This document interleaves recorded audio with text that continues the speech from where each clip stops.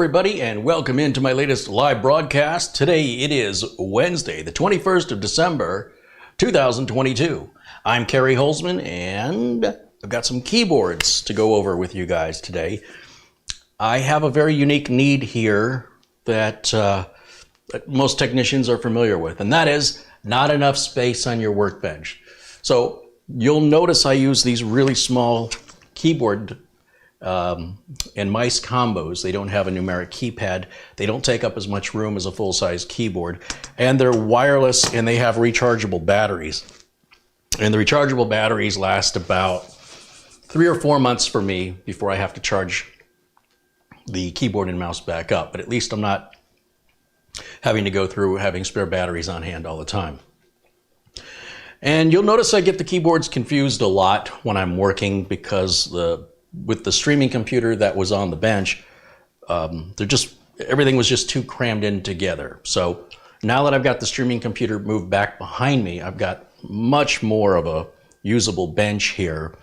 And I just thought I would upgrade the keyboard for either the streamer or the other keyboard and mouse that I use, like on the mini computer that I've got here, when I need a second keyboard and mouse for the work I'm doing. So we have one keyboard and mouse for the streamer, one keyboard and mouse for any projects I'm working on. And I've been using the same keyboards and mice for a few years now. Unfortunately, they don't make the keyboard and mouse I use anymore. The company's called Cinda, and I've got links to all the keyboards I'm going to show you guys today. And apart from the Cinda, I've never really used these keyboards at all, so I don't know how practical they are. They've got a very expensive one here, just for the sake of seeing if it's worth paying extra for a heavier duty keyboard that's more eloquent. I bought a Cinda keyboard that's in white, but it looks like Cinda doesn't make it anymore. They've changed it out for the longer keyboard with the numeric keypad. They no longer make the mini keyboard. And it's just too big, even for the workbench being cleared. It's too big because I need two, right? So while those white versions of this keyboard mouse rechargeable combo are in stock, once that inventory is gone, I don't think they're making them anymore. So I started to look for alternatives, and this is what I came up with, and I thought we'd go through them together today. Now, some of these keyboards I didn't pay enough attention to are Bluetooth only. That's not going to work for me when I'm working on computers that roll in here or that I'm building, most of which do not have Bluetooth on them. I could use Bluetooth over here on the streamer, but my preference is to just use a regular wireless keyboard mouse combo that's as small and as slim as possible, that is rechargeable, that uses one dongle. I don't want one dongle for the keyboard, one dongle for the mouse. The dongles get intermixed. It's hard to know which dongle goes to which item.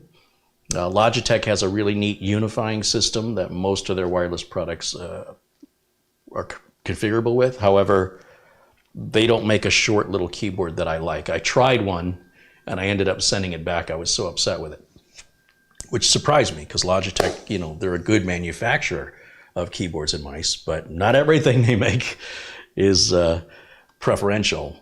I will say that when I tried to buy another one of these Cindas, the closest I could find that's still being made and sold today is the Arteck. This is about the closest thing. The Arteck, the keyboard's pretty much the same. The mouse is actually more comfortable. It's a taller mouse. The Cinda mouse is like half this height, so it's very, very low profile. These have an on-off switch on the back. They go to sleep all the time. You'll see I have to push the button or wiggle the mouse constantly to wake them up. That's because that extends the battery life.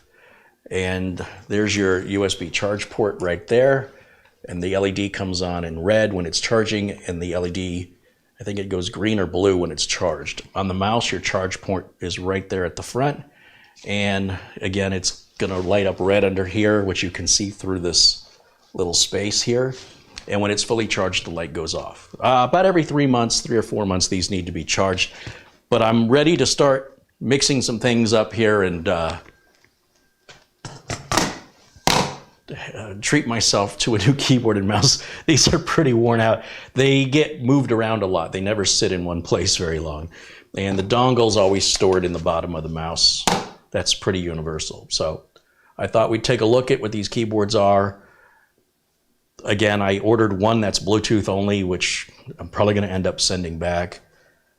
The super expensive one, I'll probably send that one back too. I've got a hunch that that they don't share the same dongle, but I don't know for sure.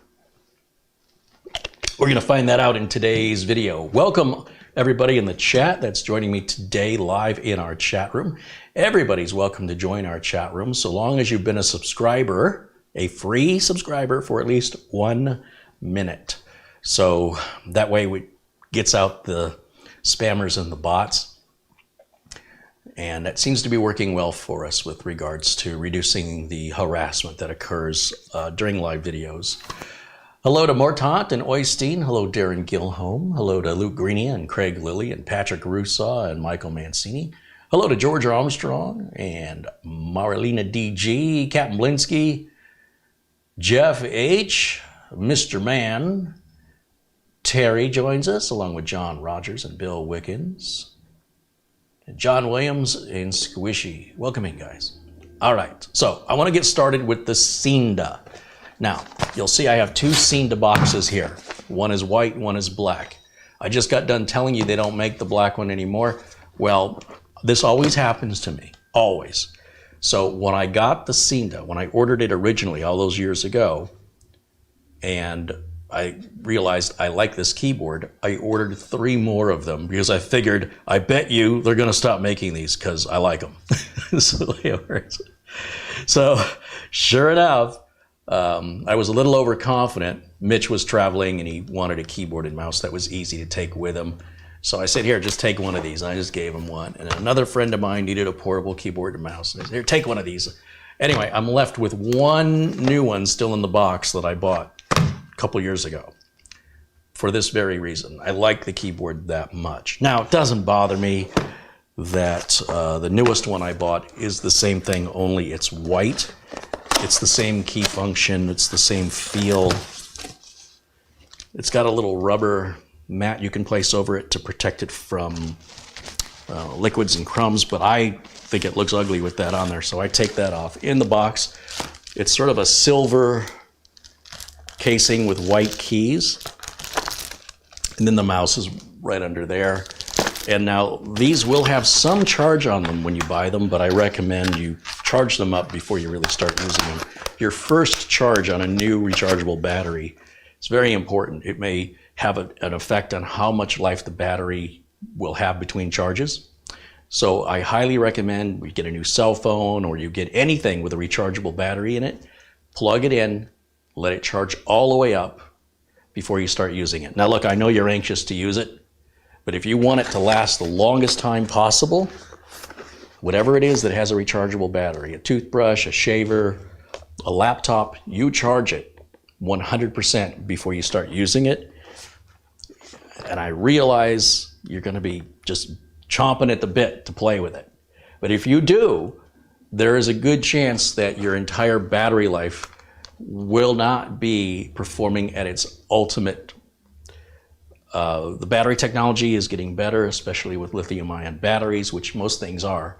This was especially important with the nickel metal hydride batteries, which could retain a memory.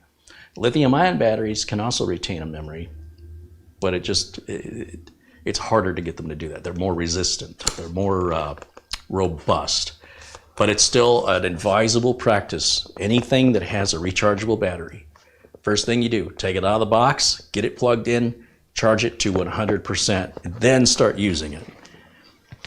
Now, as I mentioned, these keyboards are going to have, they will have been charged before they left the factory, but the factory is somewhere in China in most cases. The shipping delays with the pandemic, along with how frequently they're purchased, means that these keyboards could have been sitting since manufacturing for months before you got it received, to you. And so that battery just naturally depletes. Again, it would be completely dead if it were fully charged and nickel metal hydride. By the time you get it, it would just be flat. So these will always have some charge on them, but they will not be fully charged. So, all right, so that's the way that looks.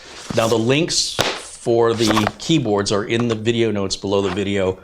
The Cinda white keyboard, which is the white version of what I've been using with the streamer, when those are gone, they don't make them anymore. All right, so I was looking for an alternative, and as you can see, the manufacturer of this, this is not refurbished or renewed. This is just how the manufacturer in China packages their product. There's no manufacturer name on it. Of course, I didn't know that when I ordered it from Amazon. I'm looking at the product picture. So let's just take a look at what this keyboard is, because there's no picture of the product, there's no company name.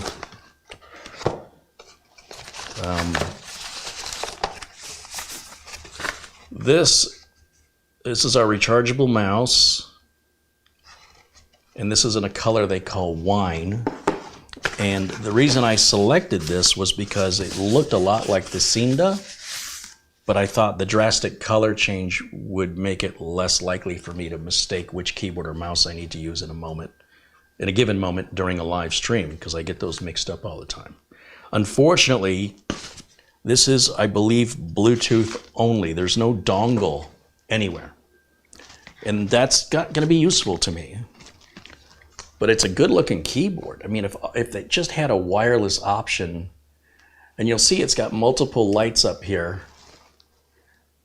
1, 2, and 3, you see up there? And that indicates that you can Bluetooth pair it with 3 devices at the same time and just switch between them, between a computer and a tablet or a phone with the push of a button. You've got a charging light indicator here in the corner, and then your caps lock light right there. So pretty straightforward, pretty simple. There is a backlight on this if we use the switch in the back to turn it on. There's a backlight. It doesn't, I don't believe it changes colors. It might. Not sure if it does or not. But that backlight will eat your battery life rapidly. So if you don't use the backlight, you're probably looking at 3 months, 4 months worth of charge. If you do use the backlight, then you're probably looking at maybe 3 weeks worth of a charge. I mean, it's pretty drastic. So there's no door on the bottom of the mouse. There's no place for a dongle to go on either of these devices. They're both sealed because they have rechargeable batteries built in, and they appear to be Bluetooth only. So this is probably gonna go back.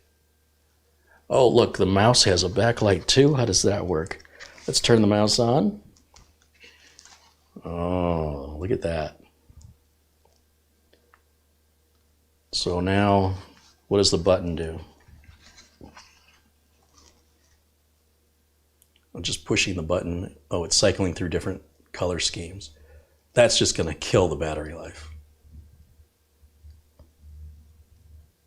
Still, it would be pretty neat to use it. Oh, that's just a static color. It would be pretty neat to use it on the stream, but because it's Bluetooth only, not helpful to me. By holding the button in on the bottom, if you hold the button in where it says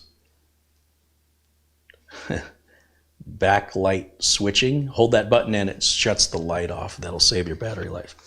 So I'm depressed, I'm bummed out that, not depressed, I'm saddened that this could have been a perfect keyboard for me if I just came with a dongle. Wah, wah.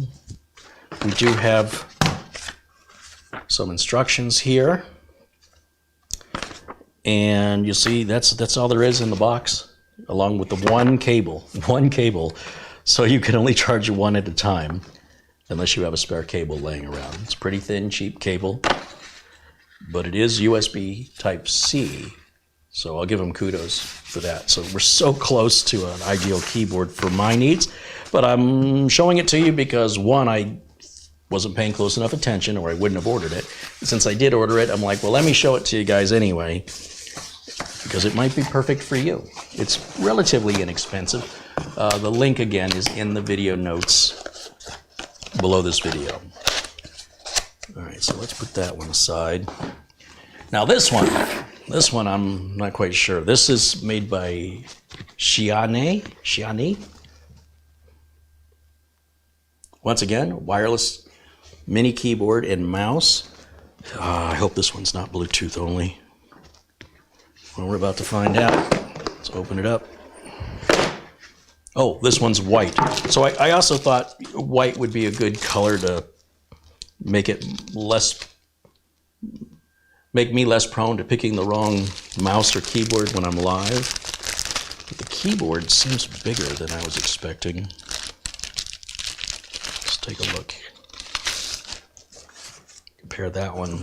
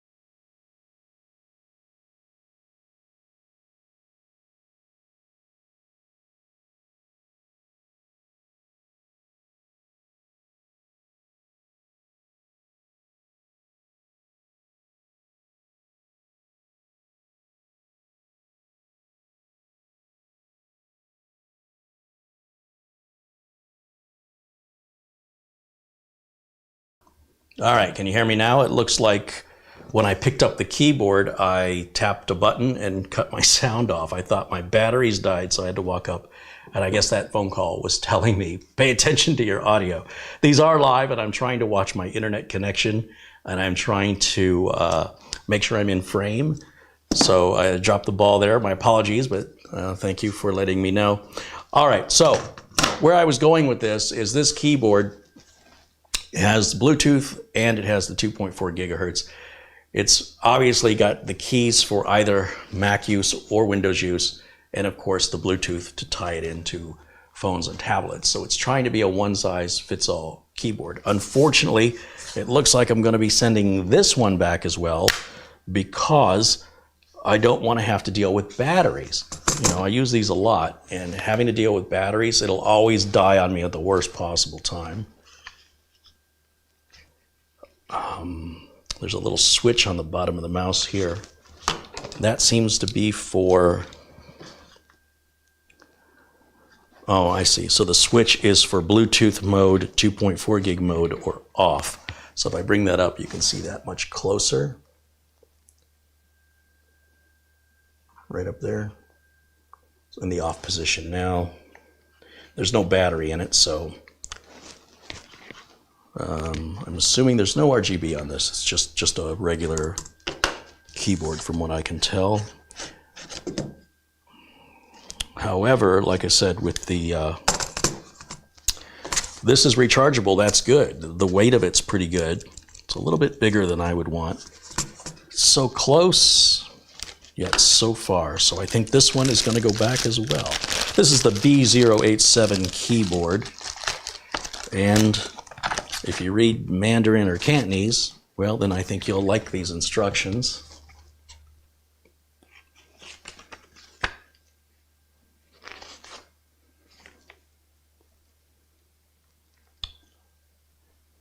Huh. It doesn't even look like they made an attempt to write them in English. I don't think this is intended to be sold in the United States. That would be my guess. Yeah, so this is a little bottom of the barrel for my liking. Might be something fun to play with for you guys, but what's this? Well, that's going to be a charging cable, USB charging cable. Yeah, I think this one's going to go back.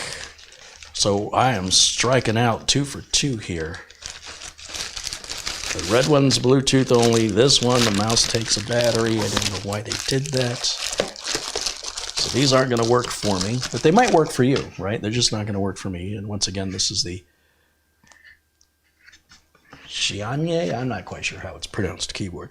So yeah, I think that one's going to go back to Amazon. Oh, I'm running out of keyboards. All right, now we get to expensive. Now we go, okay, look, I knew by the pricing of those keyboards not to have my hopes up. This is the RCK. It's the, what does that stand for? Retro computer keyboard or something like that. This is a mechanical keyboard. It's very heavy. This package is probably 10 pounds. At this price, this is a $200 keyboard. And when you're getting a higher end product, they make a big deal about the whole unboxing experience. So let's take a look at what this, I'm expecting this to be like a presentation when we open it up. And I'm not disappointed, am I? It's nice, packaged really nicely. Got a little cover there. Holy cow, this thing is heavy. They build this from lead.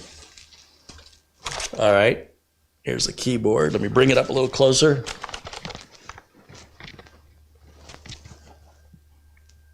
Now they do have a full-size version of this. The idea is that it's looking like it's copper and leather is kind of the look here. Typewriter style keys. On the back, this is Bluetooth or USB. Uh-oh. So that means it's not wireless except for Bluetooth. So you could plug the USB in and wire the keyboard to your computer. And we got a Mac or PC switch here. What happens when we turn this on? Let's take a look. Put it out to USB mode. Nothing. Oh.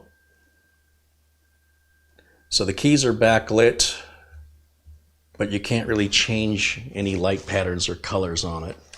These feet on the back are removable. You slide them off like this, and there are taller feet in the package if you want to lift this keyboard up on an angle to have a better typing angle, and you just slide those on. And there's just two. The ones in the front, the feet in the front are not removable. And a lot of the keyboard functions are not available until this keyboard makes a connection with a PC. You will see it's got the command buttons for Mac, for Apple. But it looks like the only way I'm going to go wireless with this is with Bluetooth, which is a no-go for me. So guess what? I think this one's going to go back too.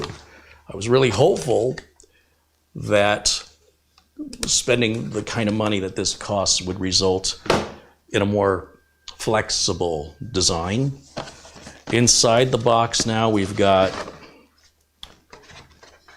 instruction, or in this little envelope, some instructions. In the rest of the box, there's like a cleaning cloth. Oh no, it's a canvas carrying bag. We get a little brush. Okay. We have our USB cable for both charging the keyboard and to wire the keyboard directly to the computer. And then we have the matching copper and leather wrist rest if you want to use that. It does not attach to the keyboard. It's simply a wrist rest that's angled, slightly angled, and we set that down in front of the keyboard like so. It's a pretty eloquent design.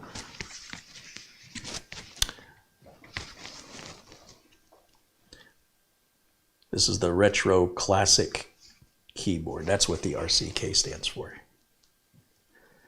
But you know, for $200, I think it's a bit overpriced. Now, if I was a Mac user and I'm used to spending that kind of money for stuff, I suppose it wouldn't be as big of a sticker shock for me. But in the world of PCs, you know, you can pick up keyboards for under 20 bucks all day long. Here's our spare feet. You can see that the feet are not a major difference. They're just a little bit taller. You get two of them, once again, to just tilt that keyboard a bit, give it a more comfortable typing angle. It has rubber pads on the bottom, so you're not going to mark up your desk. So it's a nice touch. However, I mean, I'll never use this little brush. I'll never use this little bag. I didn't know. I mean, I had to order it to figure out, you know, is this something that'll work for me? I can guarantee when I'm working with two keyboards and two mice, if one of them looks like this, I definitely won't be likely to mix it up, right, and grab the wrong one. So I think this one's going to go back. I think Amazon's going to be getting a lot of returns for me. The keys feel good, by the way. On all these keyboards, I got no issue with the key design or the key throw. Again, I'm not a gamer. I don't need a gaming keyboard. However, I have dealt with some keyboards that are very uncomfortable to type on, or they're very loud, very clicky. And, well, I don't mind the click myself. Everybody else around me that has to listen to it, I've never met a person that liked listening to me type. So let me just put this back. Now, I probably don't even need to look at the mouse, quite frankly, because the fact that this doesn't have a dongle, very disappointing at this price point. What a shame. All right, let me put this back. And we'll take a look at what the mouse looks like next. What is this, a little pull tab? Let's see. Another nice unboxing experience here. Look at that presentation of that. Oh, this mouse has a little weight to it. All right, well, let's take a look at the mouse close up. Once again, it's a matching design with it looks copper rose gold, along with this leathery type material. Nice textured scroll wheel. It feels like metal. On the bottom, we've got our Connect for Bluetooth. We can adjust the DPI sensitivity of the mouse. We can turn the Bluetooth on or off. And of course, we can turn the mouse on or off. The mouse appears to be Bluetooth only. Well, now, wait a minute. The Bluetooth can be turned off. So that means this mouse could be wired or Bluetooth only, but it's not 2.4. What a disappointment. These lights down here, when I turn that on, that's our battery strength. So that's how, I'm sure that was charged full at the factory. So right now we've lost 50% of the battery just from having this thing sit in transportation and storage. But let me just dig through the box here and see what else is is in here. That's a $90 mouse. Again, it's way overpriced in my opinion for what you're getting. Is there anything else in here?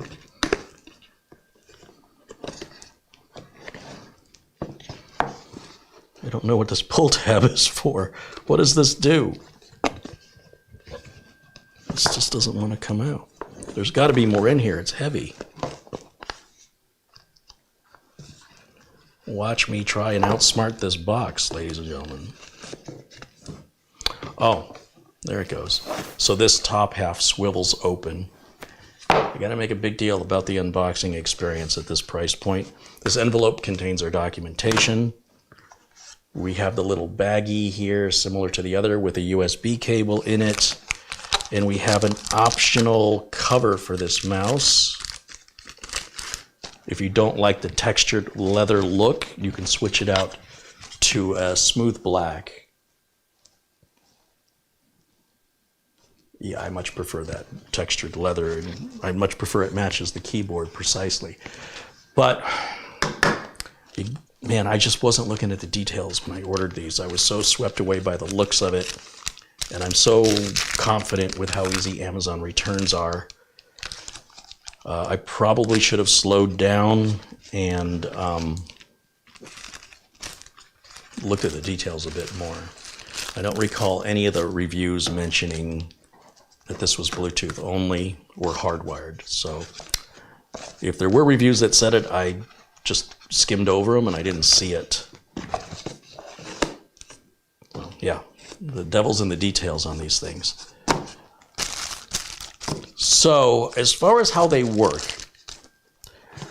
I have this computer out because I was going to plug them in and test them. But I can tell you right now from feeling them while they're off, as far as I'm concerned, they're all just fine. They're exactly what I would expect them to feel like. And I think every one of these is going back to Amazon, unfortunately. Thank goodness I'll keep the white Cinda.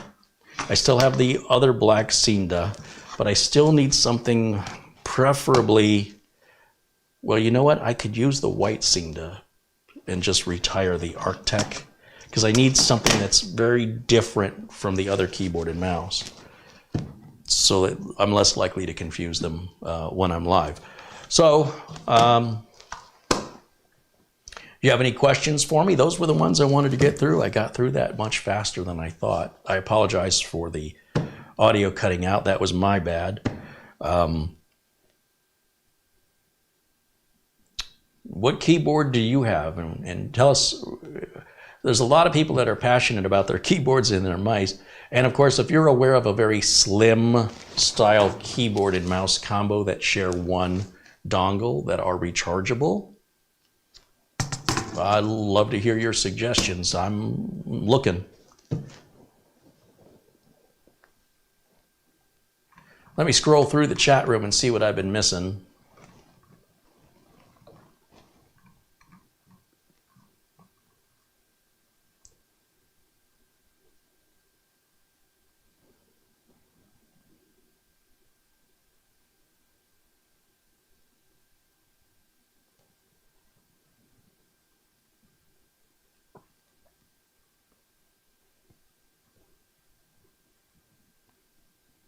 Captain Blinsky says, I'm getting ready to use my first new keyboard in 17 years. Hey, got your money's worth out of it, huh?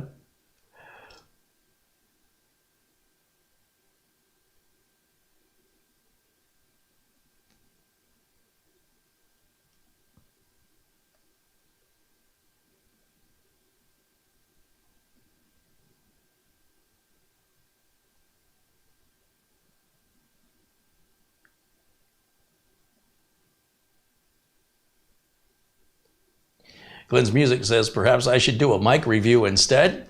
Well, I probably have to turn it on, right?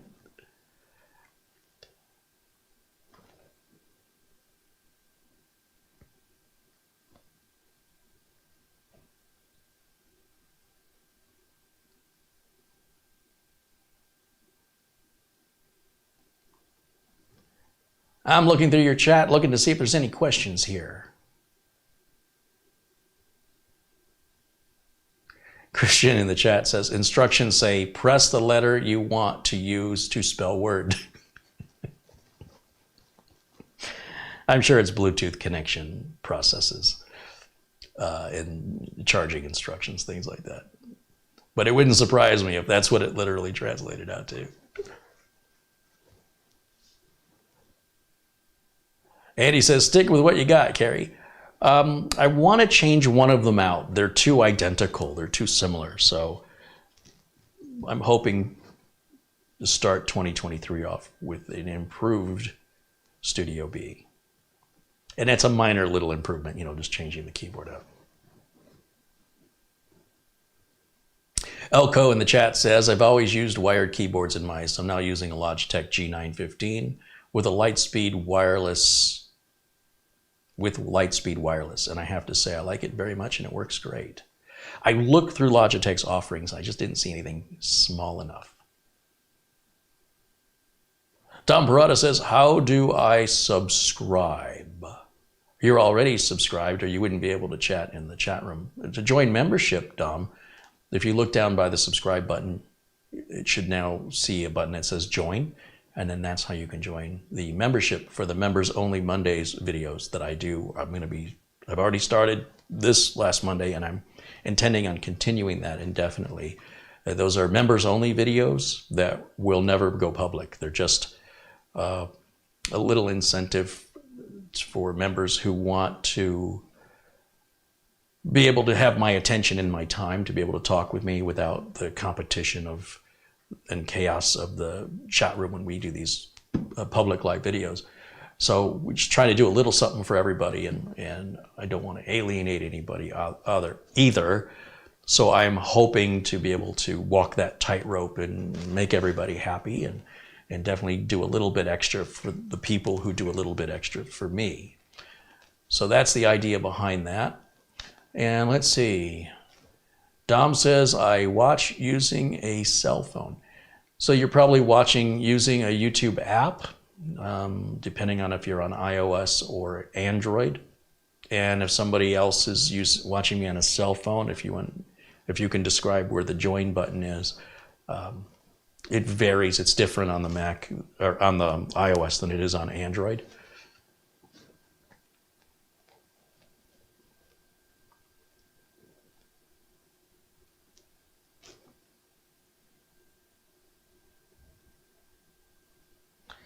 Star in the chat room says, I have a Logitech M720 mouse. I really like the feel and function of it. Yeah, I have an MX Master 3. That's a really nice mouse. It does both Bluetooth and 2.4 wireless. And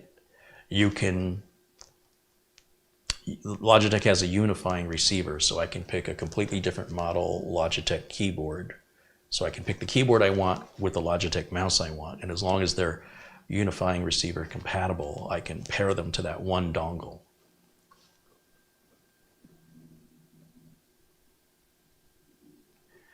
David in the chat says, Logi MX keys, it's a little larger, but it's very solid and heavy and has a unifying receiver in the MX Master mouse. Not the cheapest, but the quality is worth it. I'll look into that. I do like the MX Master mouse, very comfortable.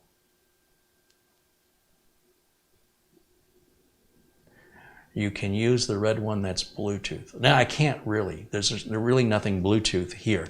I don't believe I have Bluetooth in the streamer. I don't think I do. So yes, if I did have a Bluetooth keyboard and mouse, then I would absolutely have to use it with the streamer. I couldn't rely on the things I'm plugging into having Bluetooth. It's very limiting.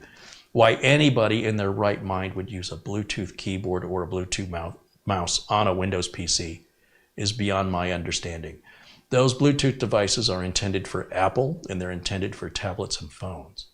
The fact of the matter is Bluetooth has a delay and it drives me crazy when I have to use Bluetooth. Even though the latest Bluetooth 5.3, 5.2, they keep talking about how there's reduced delay. It's still there. Audio goes out of sync with Bluetooth speakers. The batteries tend to not last as long on Bluetooth devices. The pairing is a pain in the rear end.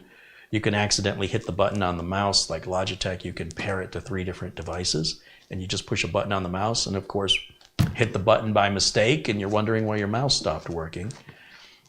On the MX Master I have, they wisely put the button to change Bluetooth source on the bottom, but I don't care for Bluetooth in the pairing process, and the battery life seems much lower with Bluetooth devices and the delay.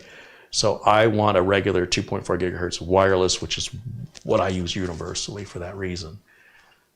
But that's just my preference. And that's the reasoning behind it. Marlena says the retro keyboard and leather look is absolutely stunning. I wish it had the dongle option. The matching mouse is lovely too. Oh, I want to use these. I want to. But I would have to Bluetooth them over to the streamer. And I'm pretty sure the streamer doesn't have any Wi-Fi on it, and every card slot is filled here. So I'd have to use like a little USB add-on Bluetooth receiver, and the range on those is terrible. So yeah, I just want to stick with the regular 2.4 wireless. It's just painless.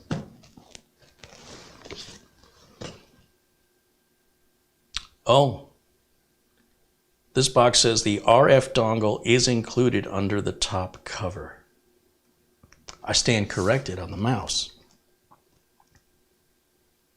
I don't think the keyboard has RF though. That's what I want. I want radio frequency, not Bluetooth.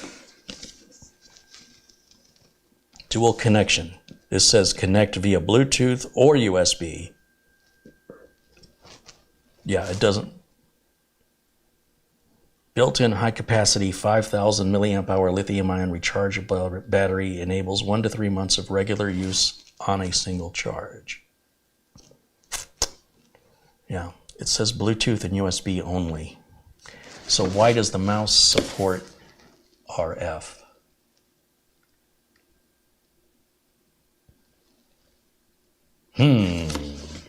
I'll tell you what, if I can get this to work, both of these off that one dongle that's included, I'll keep it and use it. Doesn't make sense why the mouse would support it and the keyboard wouldn't when they're designed to be paired together. So I might be rushing to a judgment call here because of what's not immediately obvious. Sometimes, you know, being in this industry, as long as I've been in it, I just keep seeing the same processes over and over and over again. And so sometimes when I'm making the assumptions are incorrect. Sometimes I'm surprised. Most of the time I'm not surprised, but I might be surprised here. I see no indication from the box or the keyboard that we can use this in 2.4 gigahertz mode. Let's just see what happens if we hook it up. I mean, it only takes me a second to hook it up. I would definitely put the bigger, taller feet on the back for sure. I would definitely prefer that.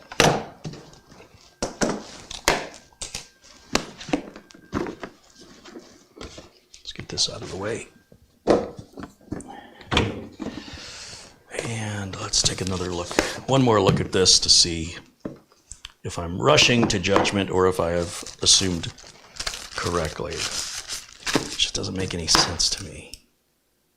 So they're saying that the dongle is in here. Somehow you open this. Oh, I see. Yes, in fact, there's our dongle right there. Let me plug it into our little nook here. Put that in there. Put the cover back on. Turn the power on. Boy, I better get my glasses for this. Okay. So it's not in Bluetooth mode. Power switch is on. Let's turn this on. It's on PC mode. I'll put it in USB mode.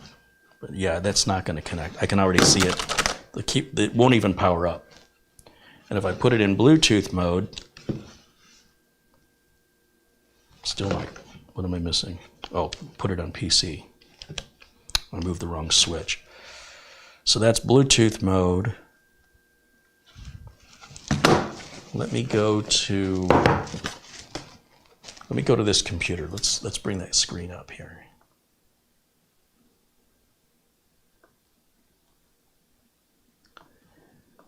Okay. Does the mouse work? Ooh. Mouse is working fine. What about the keyboard? I don't think this keyboard's going to work.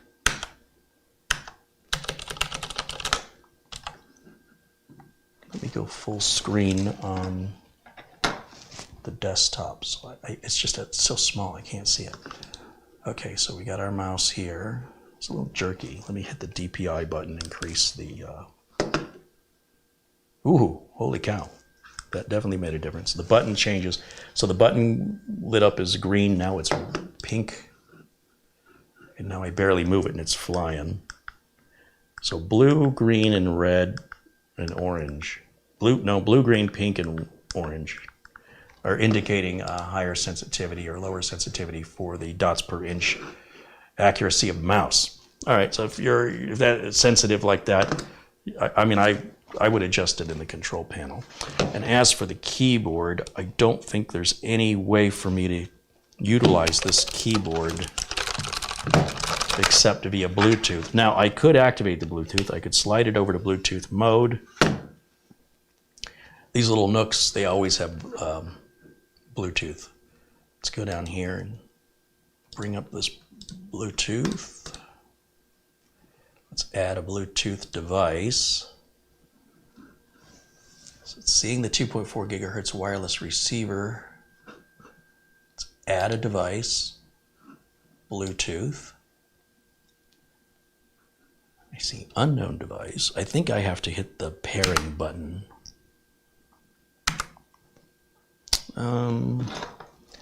Once again, I'm just looking at what's obvious. I'm sure the instructions detail out how to pair it. I suspect it's going to be the Alt and Bluetooth and F1. No, wait, where's my... Oh, the Bluetooth 1 is the number 1, Bluetooth 2 is the number 2. Let's do that.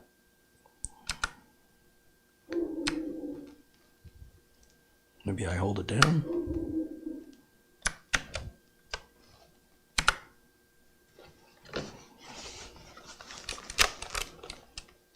Sometimes they write some quick Bluetooth Connect instructions on the back. Something's got to put this in pairing mode, and I guess I'm going to have to dig back in the box. I suspect...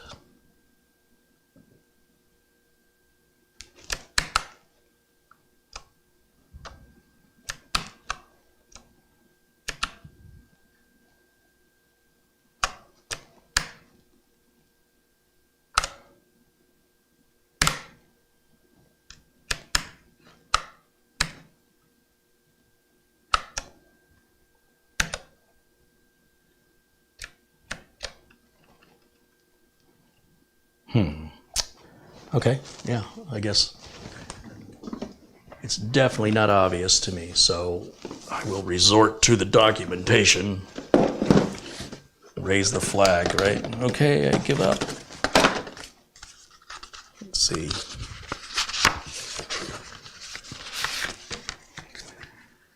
User guide.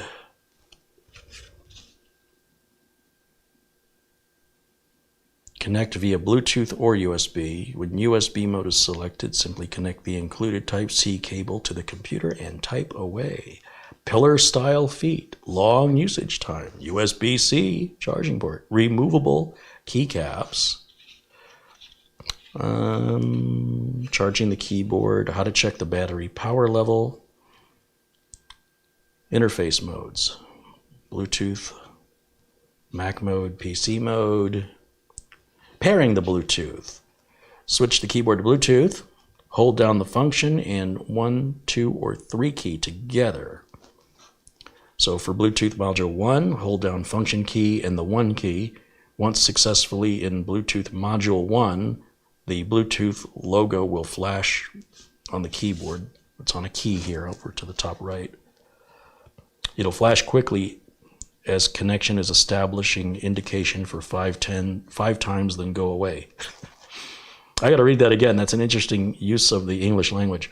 The Bluetooth key will flash quickly as connection is establishing indication for 5 times, then go away. For a first-time connection, the default module is set at Bluetooth Module 1. To put the keyboard in pairing mode, you hold down Function and the Bluetooth key. This key is the insert key in PC layout or the eject key in the Mac layout. Hold down Function and then the insert/eject key for a few seconds until the keyboard backlight goes from a quick flash to a slow flash. This indicates the keyboard is now in pairing mode. All right, so I was doing that. That's what I thought you had to do. Function, Bluetooth key, hold it down, and nothing is happening.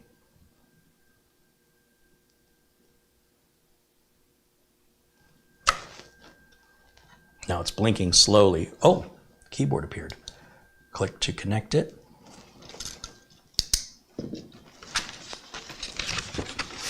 And let's close that. Close this. And let's open Notepad. Yeah, that's definitely working. So now I'm going to put these instructions back. Oh, I'm so bummed out. Oh, we get a little ownership card here, like I'm a member of a club. Silly. All right, let's put this back.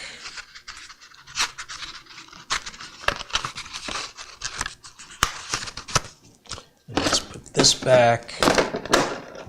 Let's get this out of my way.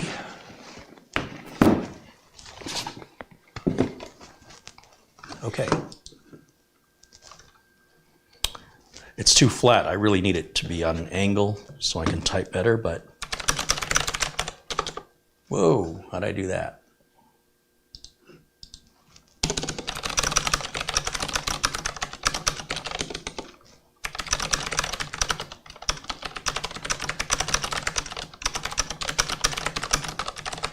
I wouldn't call it quiet.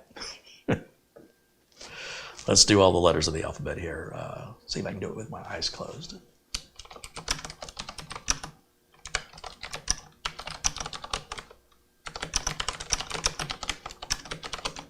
I don't know, did I typo anything? Hey, I typed it correct. All right, so the keyboard's fine, but it's not 2.4 gigahertz. The mouse is. I hate that. These don't really pair together well because one's 2.4 or Bluetooth and the other is Bluetooth or USB. I don't know what they were thinking. You know, at this price point, that's just less forgivable. Yeah, I like it though. It's solid. It's unique. It's definitely eye-popping, eye-catching. But I would have to just use it. I'd either have to put a Bluetooth module in that computer. It's just not going to work for me. I don't want to do that. All right. We go back to the chat room.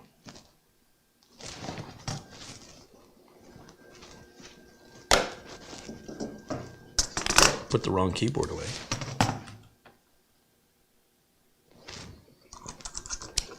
Let me put that one. See, I've already confused them. Well, this would definitely be harder to confuse. But, yeah. Well, not all of my adventures pay off. This exploration certainly was interesting, but it has no reward here other than these just aren't ideal for the usage case that I need. But maybe they will work well for you in what you need from a keyboard and mouse. They do have the full-size version of this, which I showed off prior, but you know, that's too big for me to use here on the bench.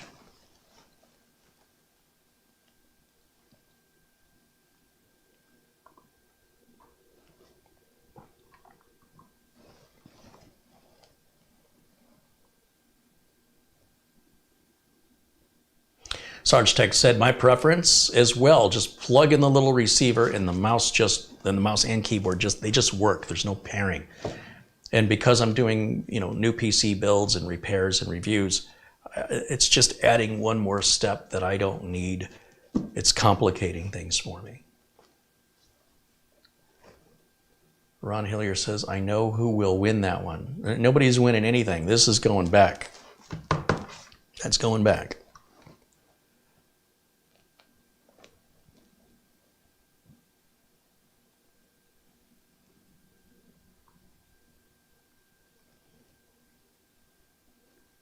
Alco says the Logitech MX Mechanical Mini might be a good option. Did I see that one? Take a quick look. Logitech Mechanical MX Mini.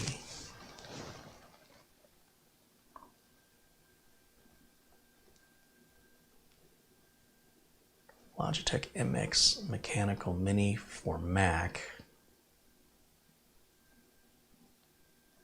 Mini for business. Oh, that could very well work, but it's not really different enough. It sort of looks like what I already have, and so I'm probably going to grab it by mistake. Not a bad suggestion, and maybe they have other colors available.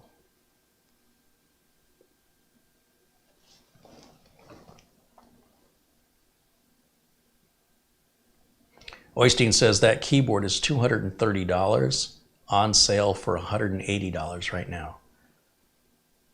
Yeah, it's expensive for a keyboard. Rick Lake says that keyboard is noisy when you type. Yeah, well, I remember I learned to type on a mechanical typewriter, so I learned to push down harder than I need to on a modern keyboard. But these little scissor type switch membrane keyboards are really ideal for me. And I really love my Corsair K55 wired keyboard. I don't like the RGB on it, but it's easily turned off. It's also easily accidentally activated, so that interrupts me sometimes when it turns into a Las Vegas marquee. But it's a very comfortable full-size keyboard, but just far too large for me to use here on the bench. But it's absolutely my choice of keyboard on my office computers.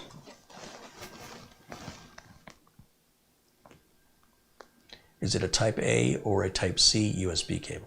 It's Type C on one end and Type A on the other. So the C end plugs into the device, the A end plugs into the computer.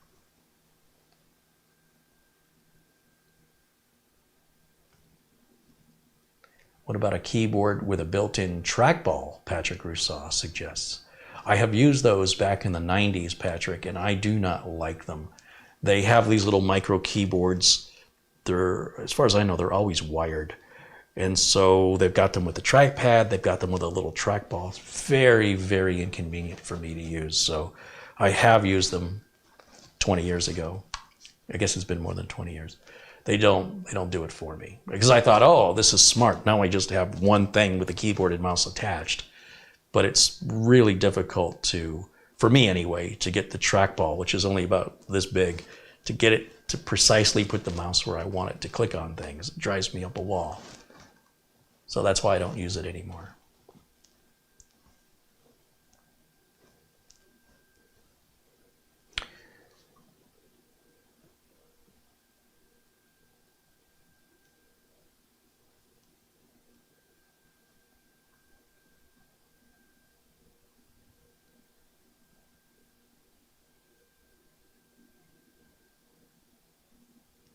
Jim says he prefers trackball mice. I was using a Logitech trackball mouse, the one that has it's a large mouse, and you roll the wheel with your thumb. The ball rather sits on an angle, and then your regular fingers that you press the buttons are in the same position, and it's just the thumb movement. Oh, I love that because I kept running out of cord, or when I'm moving the mouse around, and then back then, mice still had the mouse balls, so I always needed maintenance. They'd pick up pet hair and stuff across the desk. So yeah, I used a Logitech trackball mouse for a couple of years. It's a lot easier on the wrist as well. But And I still could go back to that, but it is physically much, much larger than a regular mouse. And again, I need something small here.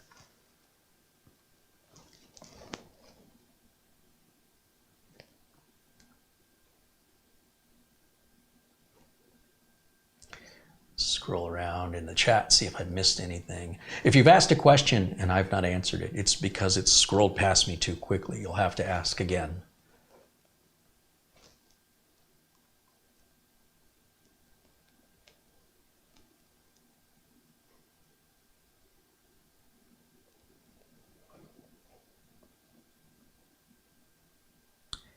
And David confirms the Azio website says the keyboard is either Bluetooth or to plug into USB, no mention of RF. And that makes no sense why the matching mouse is RF. Because to me, that's not matching. If the connections don't match, it's inconvenient. And like I said, when you're talking $100 for the mouse and $200 for the keyboard, there should be no compromises.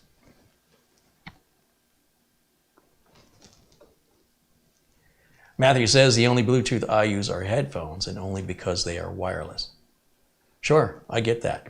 But have you noticed if you put your headphones on Bluetooth and you watch a YouTube video or Netflix, that the lips of people talking don't synchronize with the audio? Bluetooth always has this annoying delay. It just drives me up a wall.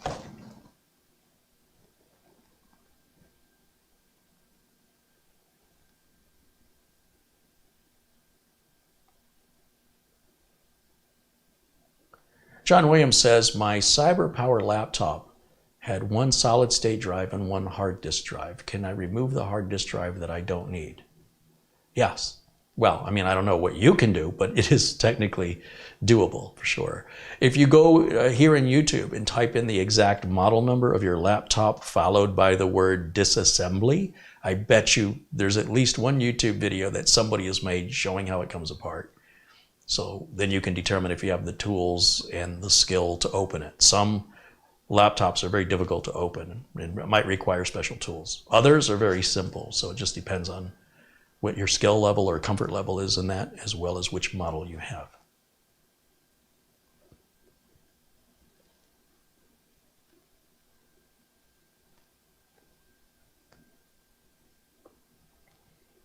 Marsman says, I recently purchased a Bluetooth adapter that goes into a USB port, and I've had it for 6 months. It's working great with my AirPods. You're having better luck than I have had. I've had very bad luck with the Bluetooth USB receivers having extraordinarily short range. But maybe they're getting better. I don't want to go backwards to Bluetooth, though. Not for a keyboard or mouse. Unless it's a tablet or a phone, I just don't see the point in it.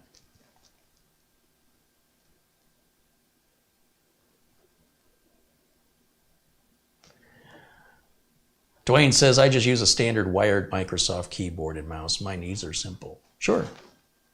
But a wired mouse, because the mouse is moving all the time, that's always, the wire gets in the way or it gets bunched up. Having a wireless keyboard for most people doesn't make any sense because the keyboard just stays in one place. You might as well just wire it. Why worry about batteries or remembering to charge it? But in my case, in this scenario here, I need to be able to pull a keyboard, set it on the desk. I've already got enough cables, So, that's why my needs are different than most. And of course, my personal preferences are what they are.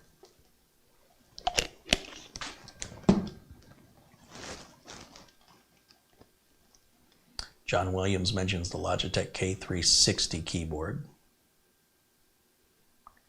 Ryan says, I've got a keyboard I bought at Walmart since my Windows 7 computer back in 2012 or 2013. Patrick Manny says he's using a Dell wireless keyboard and mouse. Bradley says he's got the Corsair K55 keyboard and he likes it a lot. Yeah, that's my choice. I mean, that's my favorite keyboard, the K55. It's too big though, and it's wired to use it in this use case that I need. Craig Lilly says he's got a Logitech K845 mechanical illuminated wired keyboard. Yeah, it sounds big. Glenn's Music said he's got the extinct Logitech washable keyboard, black with white keys. They still sell washable keyboards. The medical community needs them. They have an antimicrobial coating on them, most of them do, and they're often dishwasher safe.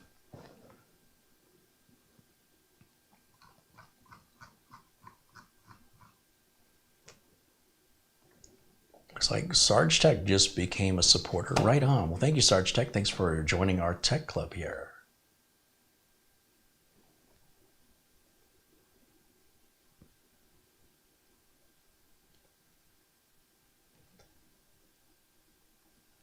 Paul wants to know, does it have to be rechargeable? Yeah, absolutely. I mean, can you imagine how many batteries I would go through? Yeah.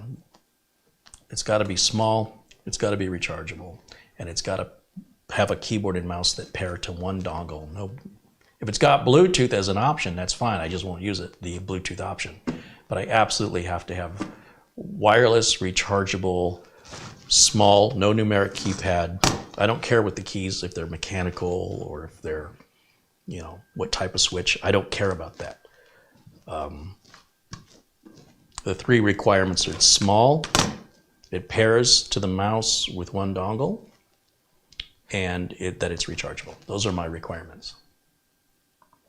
Once again, you look at these keyboards and mice, and you're basing, a lot of people are basing the price, right? But what they're not considering is how much you're pouring into batteries over the entire ownership of that product, which was batteries, you know, a single AA battery is over $1 a piece now on average here in the US. And I don't want to be caught in a position where I don't have any batteries. I just love the convenience of plugging it in every once in a while, charging it up, and never ever having to change batteries. Sarge Tech says, thank you again for the router series. I can't wait for my Asus RT-AC65 to arrive. So I was doing a little research on the mesh option on home routers. Boy, does it get meshy. Meshy. It's pretty weird that Asus offers something called AI mesh in the firmware of most of their modern routers. And what that means is you can turn any of their regular routers that support AI mesh into a mesh router. So you could buy another router or access point and be able to mesh them together, creating a mesh network. But it all has to be Asus, and it has to be supporting the AI mesh technology that they created. So I wrongly assumed that the Netgear routers would have something similar. Netgear, to the best of my knowledge, does not support AI mesh at all. In fact, let me go back to a bigger screen here, because you guys can barely see me. So the Netgear, every Netgear router I've messed with does not have a competitive option for turning the router into a mesh. Netgear sells mesh routers, and Netgear sells regular Wi-Fi routers. Asus has even gone back and updated older routers to support AI mesh. So then I thought, well, maybe TP-Link has something. Well, TP-Link does in fact have something called One Mesh, which only a handful of TP-Link routers support, and it doesn't allow you to connect two routers together. You can only connect range extenders or access points. You cannot connect another TP-Link router. So about 4 years ago, this consortium came up with an open standard called Easy Mesh. And the idea is, if the manufacturers of routers and mesh routers would support Easy Mesh, then they will interact and operate with each other, so you don't have to stay with one specific manufacturer. That was 4 years ago. TP-Link has now recently announced, like in August, they're going to start offering Easy Mesh, which is different from their One Mesh. It's completely unrelated. On some previous routers with upcoming firmware updates, and routers moving forward into the future. So that big top-of-the-line Wi-Fi 6E TP-Link router that I purchased, that's like $500, does not support Easy Mesh. It says it's planned for a release in the future at some point through a firmware update, but right now it doesn't work. In the meantime, You can go on Amazon and you can buy a $49 TP-Link Wi-Fi 6 router and buy another one. As long as they both support Easy Mesh through a firmware update, you can convert them into a mesh system. At the same time, you can buy just a mesh-only system, which is obviously what Netgear wants you to do. Netgear's like, if you want a mesh router, buy our mesh system. Asus is much more value and more thoughtful to the consumer by offering AI mesh through a large number of their routers. TP-Link's one mesh doesn't allow you to connect to another router, so what's the point? And then TP-Link's finally embracing Easy Mesh, and they're the only manufacturer I've seen that's doing it. And so there's about 6 or 8 routers they make that either already support Easy Mesh through a firmware update or will soon support Easy Mesh when the firmware update's released. So like that big TP-Link 6E Wi-Fi router, it's only got one firmware. There's just the original that it comes with. There have been no updates to it, but it's only been out for a couple months. But it shocks me that the older $50 TP-Link router already has the Easy Mesh option if you update to the latest firmware, where their $500 router doesn't have it. It's only got one mesh, which again is worthless to me. And Netgear doesn't support any of them. Netgear doesn't even have their own ability to use a router, a current Wi-Fi router, as a mesh point. And it shocks me. I honestly thought that Netgear would pretty much offer their version of exactly what Asus and TP-Link are doing. So coming this Friday, I think Friday, I'm going to do a router review of what a mesh system is, Wi-Fi routers that support meshing them, and we'll get into more detail with how Asus has a proprietary method called AI Mesh and how it works. TP-Link has a proprietary system called One Mesh. Netgear has no system at all, to the best of my knowledge. And now there's the Easy Mesh, which has, again, been a standard for at least 4 years that nobody, as far as I know, has touched. And TP-Link is now adding that. So TP-Link routers will have 2 different ways of meshing, One Mesh or Easy Mesh. But once again, One Mesh will not allow you to connect 2 routers together. It's very limited. So that's useless to me. And what I've done is I've ordered 2 of those $50 TP-Link routers off of Amazon. I think they're going to come in tomorrow, and as long as they do, then I'll plan on making the video on Friday and demonstrate how to mesh the 2 TP-Link routers together. With Easy Mesh, the theory is Asus could, or Netgear could, update their firmware to support Easy Mesh, and then I would be able to mesh the Asus router with the Netgear router with the TP-Link router and have 3 mesh points covering 3 different floors of the house that automatically roam. So as I'm walking around with a laptop or a cell phone, when I'm switching the source of my Wi-Fi signal, I don't even know it's happening. It just works automatically. I would love for the manufacturers to get there, but Asus and Netgear, to the best of my knowledge, have made no acknowledgement of Easy Mesh or the implementation thereof coming in the future. They've not said anything. Only TP-Link, which is weird. And I am so disappointed with Netgear. You have no idea that. I just assumed Netgear would be offering it, their version of the same thing their competitors are doing, and they're snubbing it. They're completely snubbing it. And I think that makes their routers less desirable.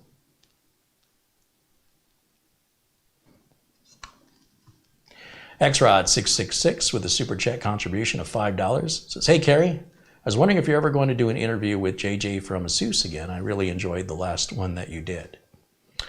Well, I like JJ a lot. He's very knowledgeable and, not only about the product line, but he's also knowledgeable about the technology used in the surface mount technology on circuit boards and motherboards and chipsets, overclocking and, cooling, and then all the routers.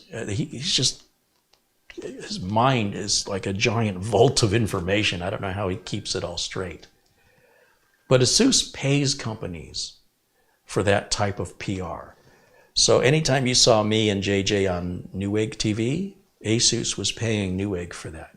Anytime you see anything from Asus on the big tech channels here on YouTube, Asus is paying for that. So I thought I would reach out to JJ and ask if he would join me on the show for an interview. And he did, and it went well. And then I said, could you put me on the list of when you're sending out products for review, as you do to other content creators? And he said, I'll put you in touch with the PR person who does that. And they just ignore me. So I've asked him twice, I've been ignored twice. Not JJ ignoring me, it's whoever he's passing me on to. Apparently I'm not big enough, or they don't like my style. I don't know what the problem is. But I'm not going to continue to give Asus free advertising. As much as I like JJ, I would be shooting myself in the foot. It would be bad business. I've already shown them. I gave them one for free. I think it went well, and I think it was a great boost for Asus, and it didn't cost them one penny. I did not get paid for that. But the reason I did it, well, twofold. One, I liked JJ, but more importantly, I wanted to entice Asus to work with me, and they don't seem to have any interest in that. So I'm not going to continue to offer free advertising for Asus, while at the same time they're paying big content creators to make content for them. They're paying Newegg to make videos, or they were. I don't know what they're doing today, but apparently I'm not worth $1. So I'm turned off as far as doing any more free promotion for Asus. Now, if I happen to have an Asus router or an Asus product that I like or I'm reviewing, I've paid for it. Do know that I've paid for it. And I'm not under any obligation of what I can say or can't say about the product. So I will utilize Asus products just as I utilize other manufacturers. But I'm not going to give them any special attention. They're going to need to pay for it just like they do for others. And if I let them do it for free, like if I continue, why would they ever consider paying me? So it's the business side of things. I really thought once Asus saw the response and the viewership and the type of interview that I did, that they'd want to work with me. And it seems pretty clear they don't. And I'm just assuming that because they won't return any emails.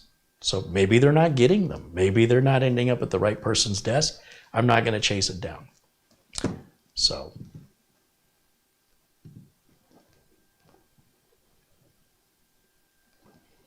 Surf says, after using a mechanical keyboard, I can't honestly go back to a non-mechanical.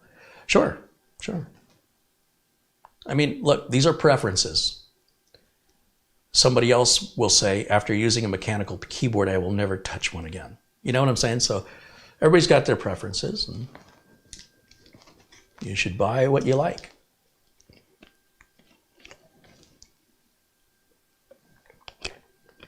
Mr. Mann says, you said it, Gary, free advertising. Everyone's time is worth money when it comes to marketing. Well, look, Asus was this little struggling company that deserved, some attention to let people know, hey, look at this wonderful company nobody knows about, like the Scythe coolers, that I'm sort of rooting for the little guy and I'm giving him a lot of airtime because I like the product, I think it's a good value, and they're not very well known, and they should be. Asus has a multi-million-dollar marketing budget, and as far as paying content creators goes, if we could make a deal, I could nearly guarantee I'd be the cheapest one out of all of them, the least expensive. But the fact that they won't even so much as return an email, Gigabyte universally almost never returns emails to anybody. Well, I like their product, I don't like the way they run their company. I even went to Gigabyte headquarters and they wouldn't even let me in the building. The door was locked and they slipped a business card through the crack in the door and said, call to make an appointment. I called, no one returned my call. I called again, left a message, no one returned my call.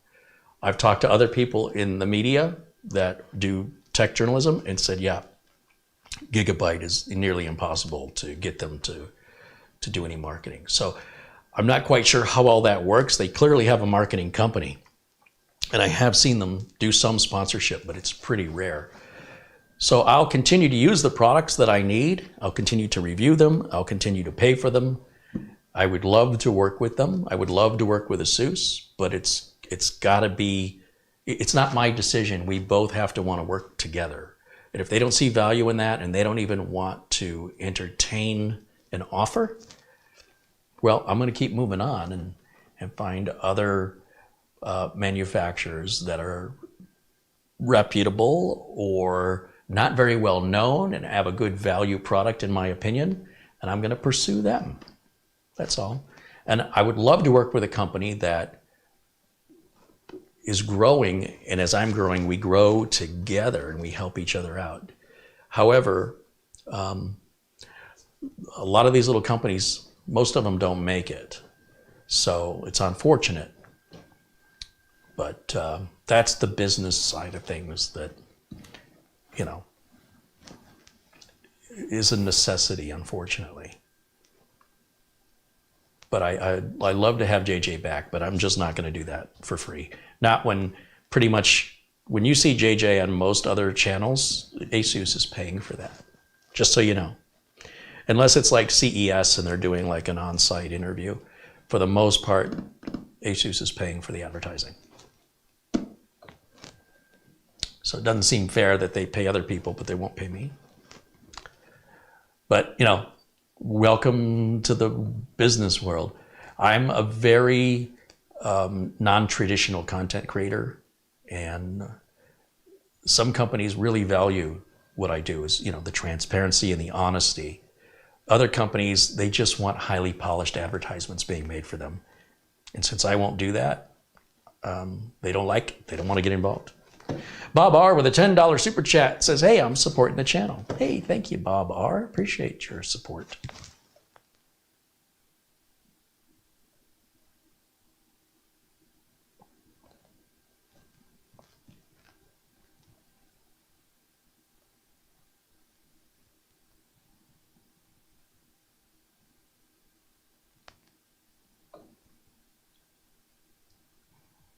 No, trust me, it would make my day for Asus to reach out and want to work with me on any level.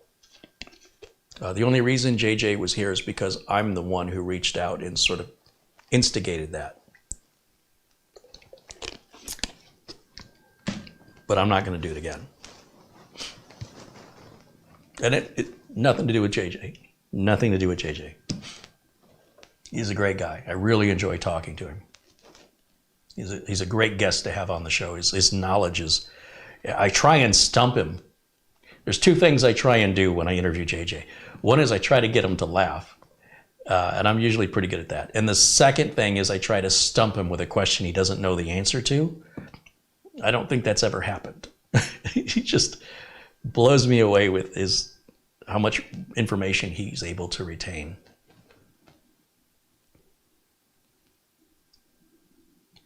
All right, are there any other questions you guys have that I can answer for you with regards to keyboards, mice, Wi-Fi, any problems you've got that you're trying to resolve? This will be the time to ask. Otherwise, we'll wrap up today's video, and I can start repackaging some keyboards and get ready to start sending some things back to Amazon. Because once, like, take this keyboard and mouse. If I've got $260, I think, tied up in them, by returning them to Amazon, it costs me nothing to return them. I have until the end of January to return them, so I don't have to do it right away. That amount gets credited back to me rather than refunded. It's just credited, and then I can use that to buy other products that I can then review here on the channel. My intention is not to buy products just to review them and send them back. I'm sure that Amazon will catch on to that and probably ban me from buying stuff. But the stuff I'm sending back I genuinely don't like, and I did intend to buy it to keep it. So I have a couple of routers I bought I'm going to send back. And that Netgear Nighthawk 6E was a complete waste of money. That TP-Link 6E is a complete waste of money. Those two routers together are almost $1,000. So then I can use that as a credit to look at other things to buy, you know, for the studio or for projects for the channel. So that's my goal.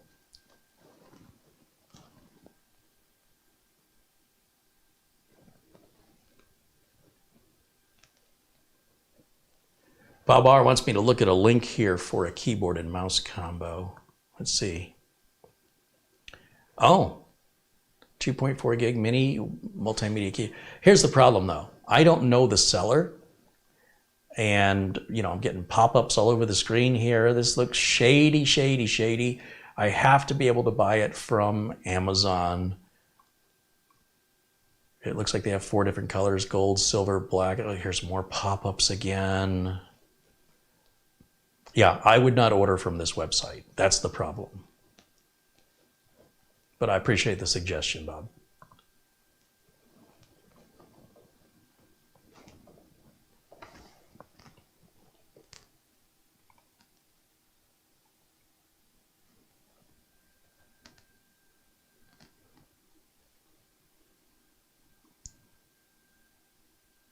What would you present your keyboard need to be changed? What way would your present keyboard need to be changed? Andy wants to know. Primarily, it just needs a different design. The 2 keyboards and mice I'm using are very similar. And so it's when I'm live and I'm grabbing for the mouse or the keyboard, like I've got a mouse and keyboard hooked up to this Nook and I've got a mouse and keyboard hooked up to the Streamer. I need them to be somehow visibly obviously different.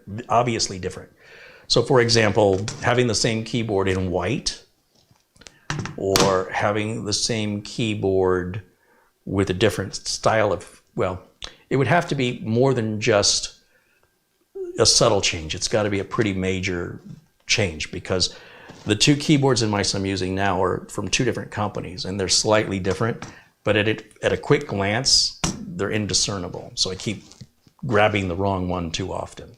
So something like this, if I were able to use this, this really stands out. And I'd be far less likely to start grabbing this keyboard or this mouse because they're so different. So that's my goal, is just to differentiate in a very quick way which keyboard's which. That's my goal. But it has to be small. It has to pair with 1 dongle. It's got to be rechargeable.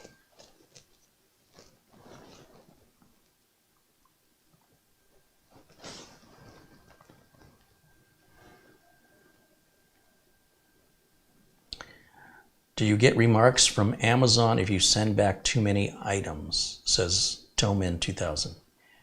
You know, I've been a customer of Amazon since 2003. And I buy a lot from Amazon. And of all the items I buy, I will probably return maybe less than 2% on an annual basis of what I buy. I've never had a problem with returns. And we're not talking about $10,000 worth of returns. You know, it's $100 or it's a microphone that's $500. It very rarely is it anything over $500. So I don't know what the trigger limit is. I've never hit it. But I'm sure there's some limit somewhere where things start getting suspicious for them. But I imagine I've got to be in $10,000, $70,000 worth of returns in a year, I would imagine. So I don't think there's going to be any problem, but I'm conscientious of that because if Amazon bans me, boy, am I in trouble. Then it wasn't worth it to me to send this stuff back. That'll be a more expensive return than I ever planned for.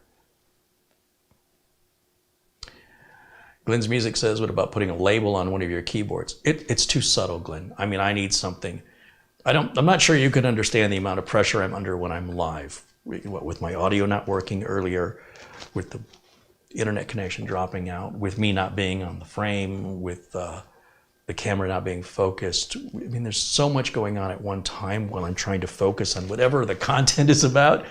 I need something I don't have to study it even for a second.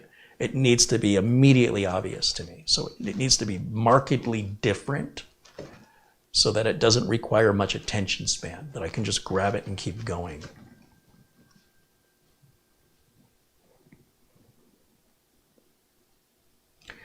Do I have any Logitech wireless mouse recommendations for work?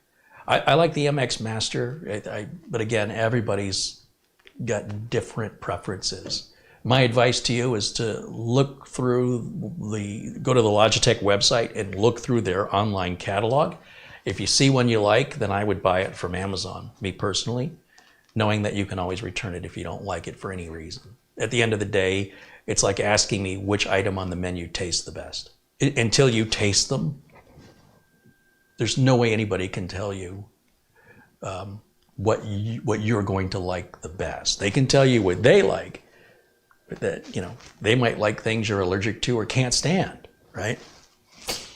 So the Marathon mouse is a great little inexpensive mouse where the batteries last for 2 to 3 years on it, just regular AA batteries.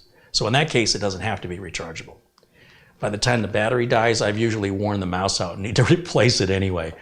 But the MX series, I really like the Logitech MX series. Much larger mouse, it's more comfortable. It's a little bit big to have here on the bench though.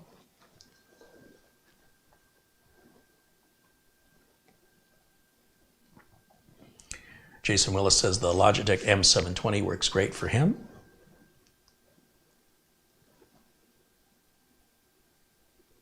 Glenn's Music says, why don't you get a different keyboard to try and get a wireless one? A lot are only Bluetooth. Yeah. So I need the keyboard and the mouse, though, to share the same dongle. So I'm looking. I am actively looking. I was hopeful one in the bunch would work. And in fact, the white Cinda will suit the purpose, right? So I'll have a stark white and then a stark black keyboard and mouse. But Cinda's not making it anymore. So once I have to replace it, when I wear them out, I won't be able to get another one. So I'm already thinking beyond that. You know, I'd like to get a current model if possible.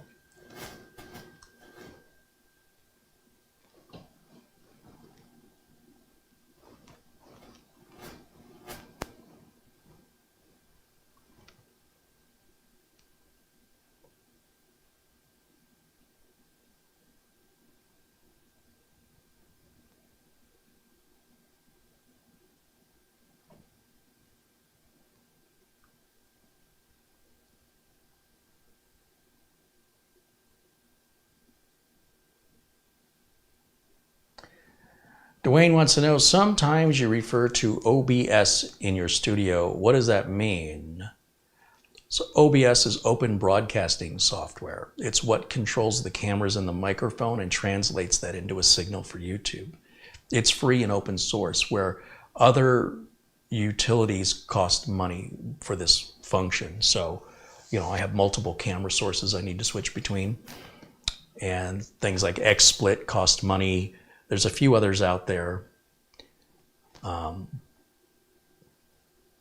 Streamlabs version of OBS is also free, but they have a paid version. It allows you to simulcast to multiple channels. Or if I'm using StreamYard, then I don't necessarily need OBS for that because it's all built into the StreamYard software, but that's $50, $60 a month. So OBS is what's enabling me to put titles on the screen. It allows me to play intros and outros, to switch from camera 1, 2, 3, 4 HDMI inputs, overlays, graphics, all of that's all done in the broadcast software. And that's what OBS is. And it's completely free. Because it's free, it doesn't get updated very often. And it's not exactly industry leading in that regard, but it just keeps getting better and better. I've looked at Streamlabs OBS and it looks a little too gamerish for me. Just a lot of bells and whistles to overlay on your video where it gets noisy visually and noisy audibly if you enable all these things. And, you know, it'll let you know, hey, somebody just became a subscriber. Hey, somebody contributed. It'll throw it up on the screen if you choose to while you're live without doing anything. It can play an audio file, like people clapping, somebody subscribed, put their name on the screen. And suddenly I start looking like a Las Vegas slot machine, you know, with all these random things popping up. So I looked at it and I considered it and I thought, this feels a little teenagery for me. OBS has a more professional feel to it, but it's a little more limited. Now, just because I'm using Streamlabs doesn't mean I have to enable all those slot machine-like effects and distractions and noises, but I probably would because I'd be like, oh, let's play with it. And that's moving me down a path I really don't even want to go down. So. But yeah, that's what OBS is, and it's free to download. But thank you for the question.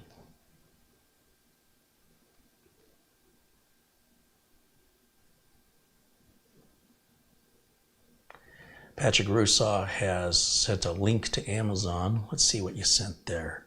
Nope, keyboard's just way too big. It's not going to work for me. That's a keyboard designed to hook to a television. So, well, it might be fine sitting on a coffee table. It's too big for my needs. But I appreciate the suggestion. It's just not going to work for me. It's got to be very, very... I mean, there's not much space on this keyboard around the keys. It needs to be not much bigger than the keys, as small as possible. Because remember, I have a very limited workspace here.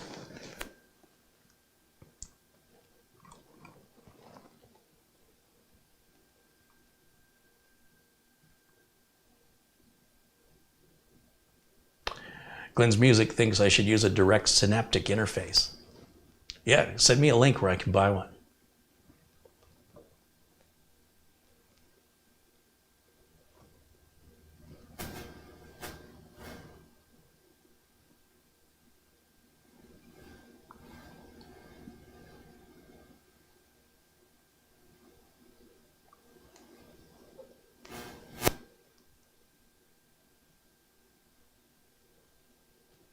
Tom in the chat says he's liking his Cherry switches or Cherry branded wireless keyboard and mouse. I've never used that brand before. They look good though.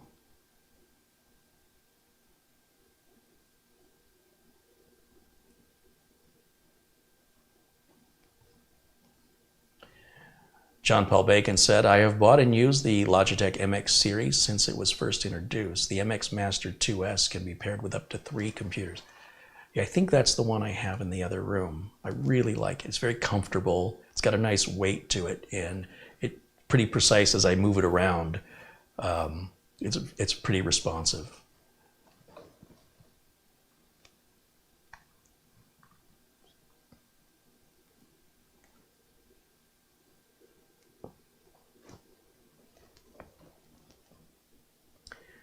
Once again, if you've asked a question that I've not answered, it's because I haven't seen it.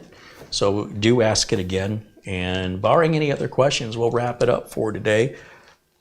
The Cinda mouse, the keyboard and mice kits, I've got 2 of them, right? I've got the black one that I bought a couple of years ago because I knew they were going to go out of stock and stop being made. And then I just got lucky and found the white one. Maybe I should go on Amazon and buy a couple more while they're still available because they don't make those anymore.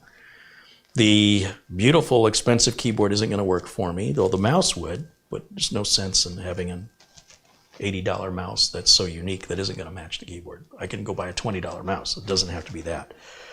That wine red keyboard, what a beautiful keyboard, but Bluetooth only, so sad.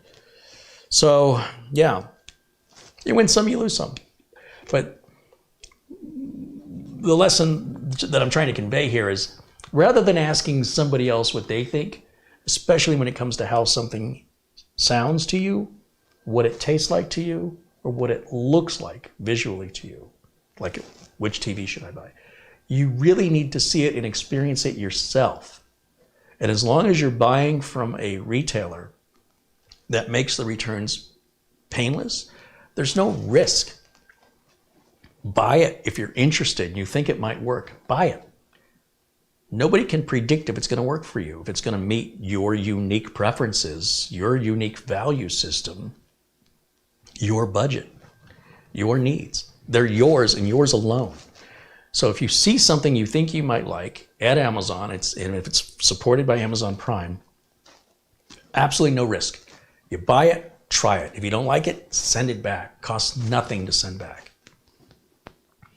And oftentimes Amazon will refund the money. I just prefer they don't. I ask them, just keep it as a store credit because I'm going to use it probably sooner rather than later. And then share your experience with us. Let us know, hey, I just bought this thing, whatever it is, a monitor or speakers, and I liked it for this reason, or I didn't like it for that reason. I think that's interesting. And when people do that, I just remind people that's their experience. It doesn't mean it's going to be your experience. But it's interesting to have shared experiences versus shared theories. I mean, you can theorize all day. It's effortless, and its only limit is the imagination, and it doesn't really play into reality most times. So to avoid misinformation and anxieties, when we talk from experience about whether we like something or not, I find that information far more valuable, though still not necessarily helpful to somebody else making a decision, apart from encouraging them to take the leap with peace of mind, knowing the returns are easy. That's all. So I'm always paying attention for who's selling the product on Amazon, because they do have third-party sellers, some of which won't take returns, or they might charge a restocking fee, or you've got to pay to return the item back. And then it's like, well, by the time you pay for the postage and they do the restocking fee, you're going to get $10 back. I mean, why send it back? As long as you buy and it's Amazon Prime supported, the returns are always super easy. And during this time of year, Amazon extends the return period. So I have until the end of January to return anything I purchased in Amazon or at Amazon since December, since this month. So I have a couple routers. I got the Netgear Wi-Fi 6E Nighthawk going back. The TP-Link 6E is going back. These keyboards are going back. The Asus little mesh router, I have a customer I think is going to need that. So I was going to send it back, but now I'm glad I didn't, because it looks like my customer is going to need it. But it absolutely doesn't meet my needs. So that's a very expensive router. So that was going to go back. And thankfully I didn't have to make the decision until the end of January. So I've been procrastinating, trying to figure out if I had any use for it. And it just so happens I've got a customer where it's going to suit their needs perfectly. So that one I was going to send back. Now I'm not going to send it back.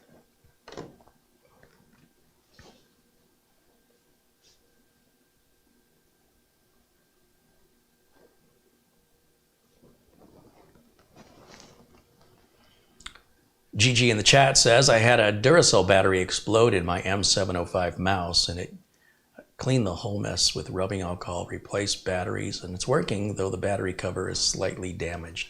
Well, the good news is the M705 is $29.99 brand new.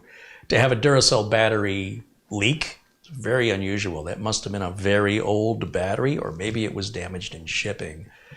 I think the M705 includes the Duracell battery. So that might have been the battery that came with your mouse, and I don't know how many years or how long you've had it. I'm assuming it had to have been years for that battery to explode. Very unusual for Energizer or Duracell batteries to do that, unless they've been installed for more than 3 years, at least in my experience. There's always exceptions, but it's pretty rare. When you get those cheap, the Rayovac and the generic branded batteries, those are going to be more likely to leak than the name brand ones. But again, if it was damaged in shipping, or if it was in the process of being stored, if it was stored at extraordinarily cold or extraordinarily hot temperatures, that could have damaged the battery, which, no fault of your own. It can happen. And the sooner you locate that, the easier it is to clean out. So Lord knows how long it was leaking in there before you discovered it.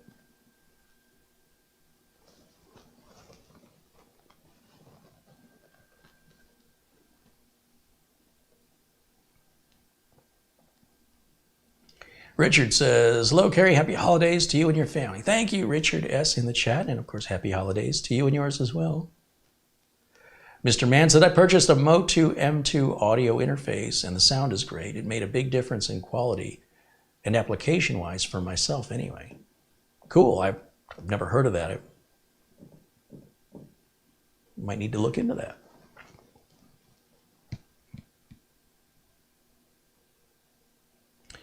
Andy wants to know, the keyboard I'm currently using is the link in the description. Yes, in the description it says it's no longer made, but there is a version of it in white. That's the this is the Cinda keyboard. They don't make it anymore. So the version of it they make now has the 10 keypad, which makes the keyboard too long for me. So they have a white version of it in stock in Amazon, but they don't make it anymore. So once that stock is depleted, it's gone. But yes, all the links to all the keyboards are in the video notes below the video. And Toby Fuller became a supporter. Right on. Thanks, Toby. Thanks for joining the Tech Club.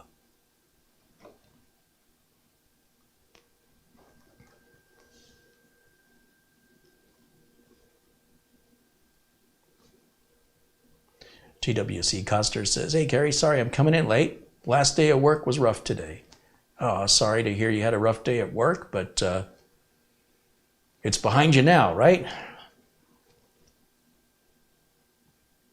So Arteck wants to know information on beamforming. Any comments? So beamforming is the ability for essentially the router to get further range.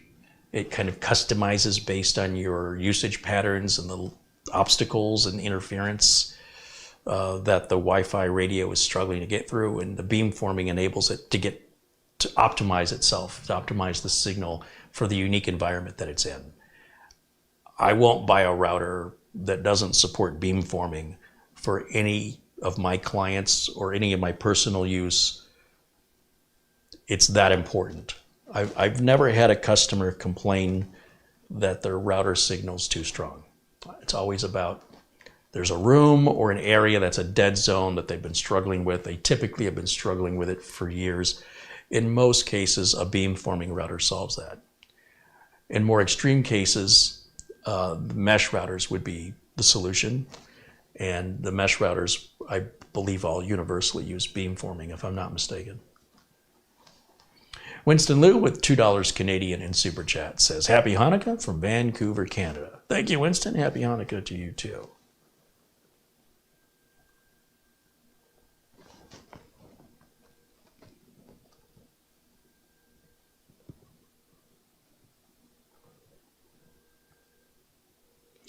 All right, well, it looks pretty slow in the chat, so I guess we'll wrap it up for this evening. It wasn't the end result I was hoping for. Well, I do have peace of mind about sending things back to Amazon, not costing me anything, you know, not going through the hassle. Like Fry's Electronics, trying to return something there was like pulling teeth.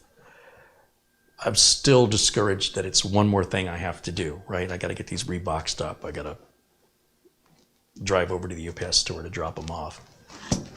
I know, woe is me, so difficult, but it's just, I'd rather not. One of these keyboards was ideal and I didn't have to return it. So my quest remains to finding an alternative. So, you know, we gather information from the experiences, both positive and negative, and we move on accordingly based on what our results are. Par for the course. Patrick Rousseau says, thanks for the recommendation for the Corsair K55 RGB keyboard. It fits my needs perfectly. Yeah, and you can pick them up often refurbished on Amazon for nearly half price. So I love the keyboard for my own personal use. Again, too big to have it here on the bench, but Studio A Office, that's the keyboard I use, and I love that keyboard. And one of the reasons I like it is like $50 brand new.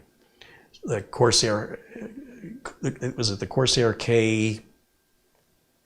I can't remember the number, but it's like $200. And if it breaks out of warranty, they don't offer to fix them. So I was like, well, that's it. I'm never buying another. It was like $180 Corsair keyboard ever again. So I'm done with Corsair keyboards, is likely what I said at the time. But then when I saw they had this keyboard for $50, I was like, well, you know what? For $50, if it breaks out of warranty, who cares? So I kind of did a 180 on that decision.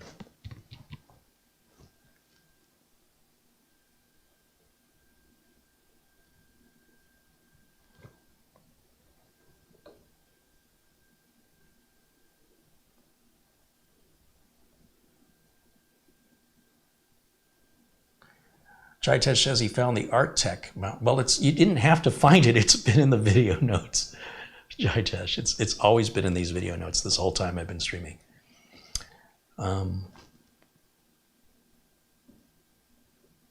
So the Arteck is the second one, right? That's this one here.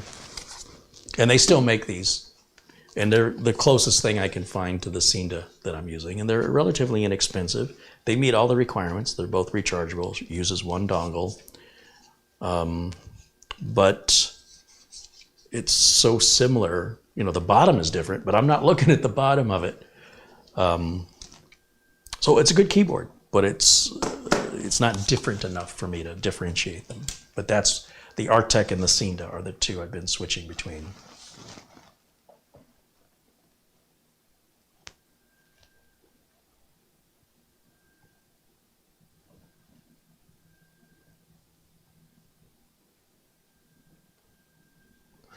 If I bring up, let me see here.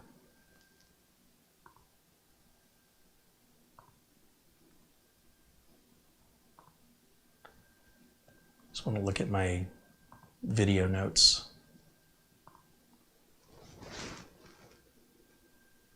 Yeah, the Arteck is right there. Okay, just want to make sure I wasn't lying. So confused. All right, I think that's got to wrap it up for today's show. Hey guys, thanks for hanging out with me. I appreciate the interaction, and it's always fun. I hope you found some entertainment and a little bit of sharing my experience with you, so we can help decide for you if you're interested in a keyboard or a mouse and the pros and cons therein and thereof.